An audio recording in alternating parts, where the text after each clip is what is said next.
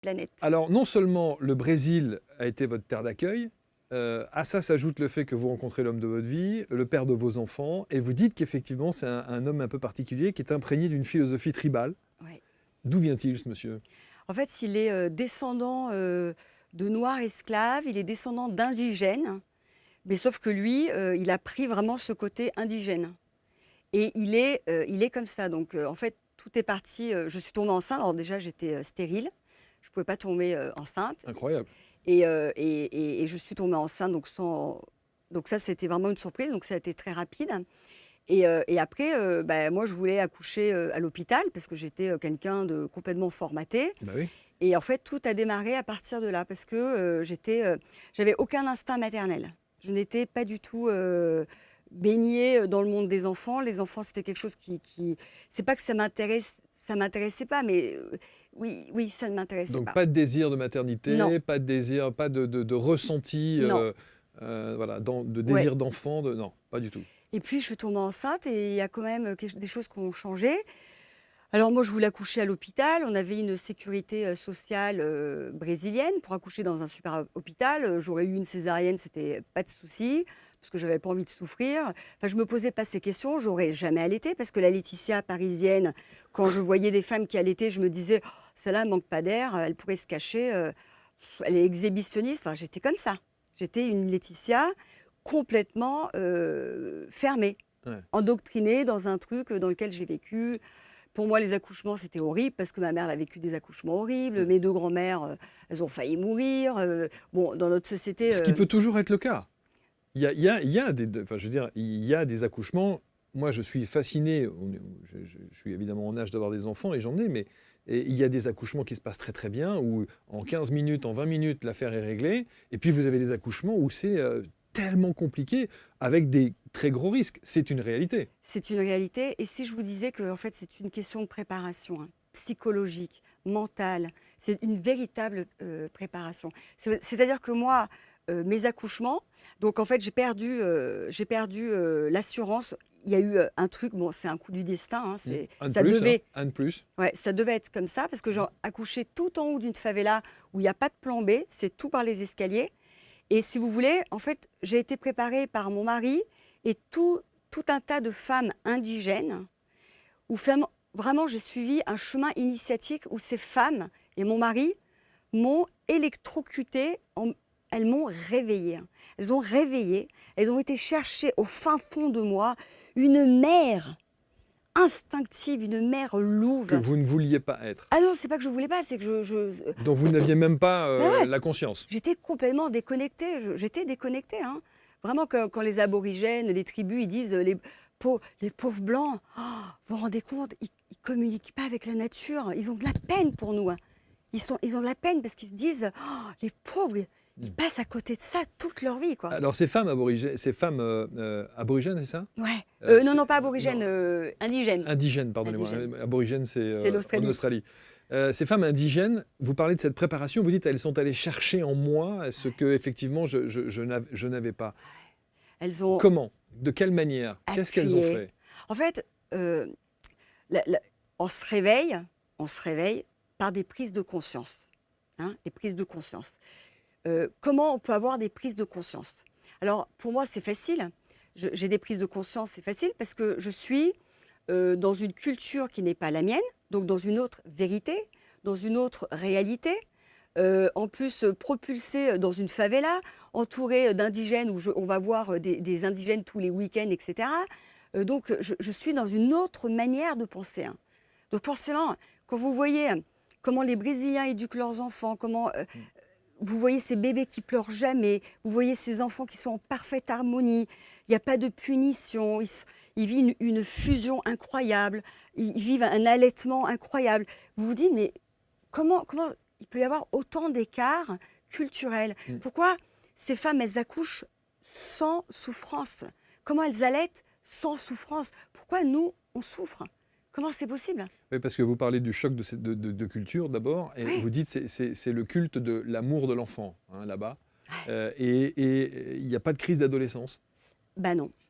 Donc ça, c'est quand même... Ah oui, alors au début, moi, je croyais que c'était juste les amis que je fréquentais. Hein. Oui, dans votre Parce cercle que, oui, restreint. je me suis dit, bon, ben, c'est super, mais en fait, non. En fait, c'est très simple. Nous, on est très dur avec les enfants. Bah, alors évidemment, quand je dis ça, c'est peut-être mal perçu parce que moi, si vous voulez, je vis dans une autre culture où l'enfant, il est traité différemment, hein. Donc, euh, de mon point de vue, hein, quand j'arrive du Brésil, quand je vois comment on éduque les enfants, je pense à bien élevé, obéissant. Pour moi, je change le mot élevé par dressé, qui est un synonyme, et obéissant avec son mot, son synonyme qui est soumis, bien dressé, soumis. Et vraiment, quand j'arrive du Brésil où les enfants sont comme des petits Africains, tout sourire, tout spontané, hein. Ils viennent, ils s'assoient sur vous. Ah, ils sont beaux tes cheveux. Ah, ils sont spontanés, hein. Il n'y a pas un parent qui va lui dire non, mais laisse-la tranquille. Oh, sois bien élevé. C'est pas pareil. Ici, les enfants, ils arrivent.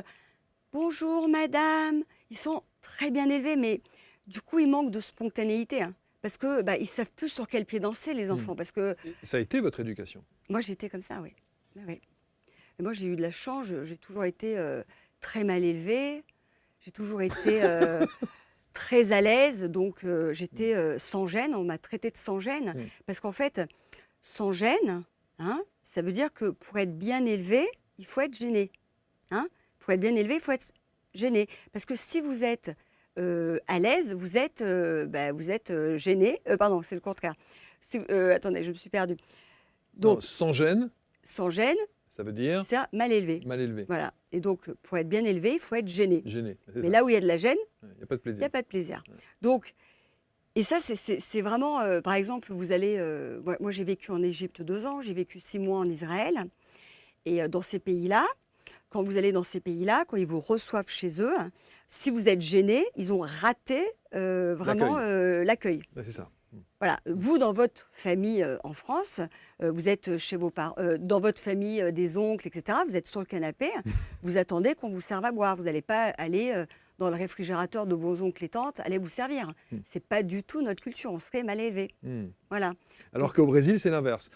Alors, on pourrait considérer ça, certains vont vous dire, ils pourraient d'ailleurs dans les commentaires nous dire, ah mais c'est le culte de l'enfant roi.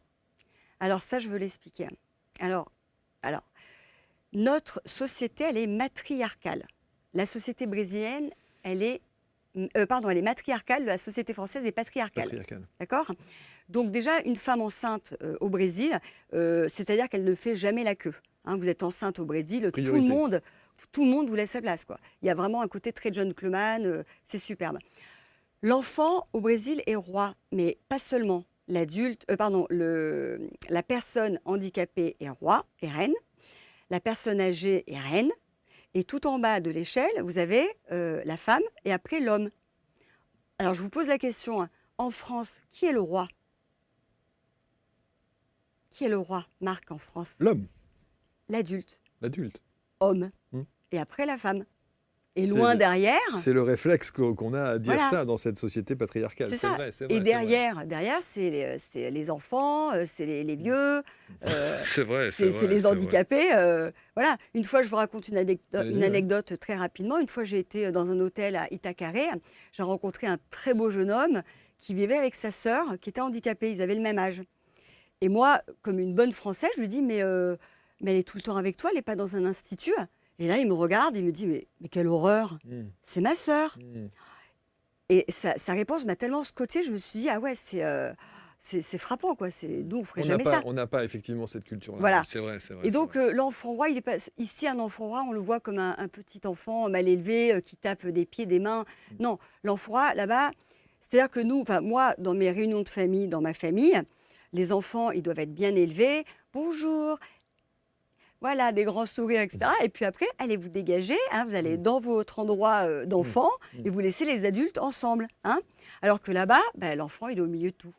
La personne âgée, elle vit avec la famille, elle n'est certainement pas placée dans une maison de retraite, parce que c'est une personne hyper importante. Les handicapés, ils vivent dans leur famille. Et les enfants, ils sont au milieu de tout. Ils sont adorés, les enfants. Moi, le nombre de grands-pères brésiliens qui m'ont pris, pendant que j'étais en train de manger, mes bébés pour les endormir, les grands-pères qui prenaient mes bébés pour les endormir.